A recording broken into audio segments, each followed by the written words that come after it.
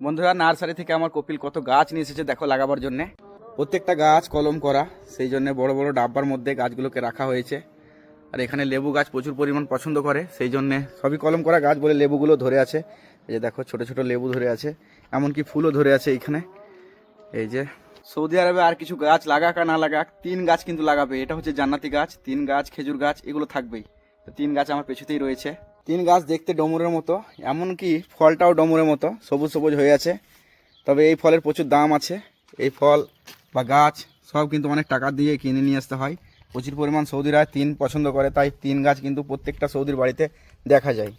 আমরা সকলেই জানি সৌদি আরবে লবণাক্ত পানি, তাই সৌদি আরবে লবণাক্ত পানি হলে খেজুর গাছের সমস্যা হয় না।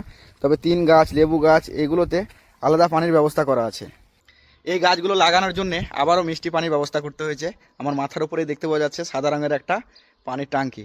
এখানকার ট্যাঙ্কিগুলো লম্বা লম্বা করা হয়। প্রত্যেকটা গাড়ার কাছে কাছে একটা করে ডাব্বা রাখা হয়েছে। এই ডাব্বাগুলো বাইরে থেকে পানি সংগ্রহ করে নিয়ে আসা হয়েছে গাছ লাগানোর জন্য।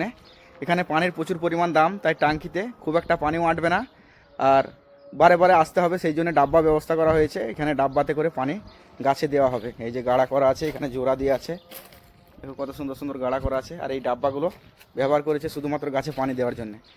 তো বন্ধুরা, সৌদি আরবের এমন ভিডিও পেতে আমার চ্যানেলটা সাবস্ক্রাইব করে রেখে সাথে থাকো।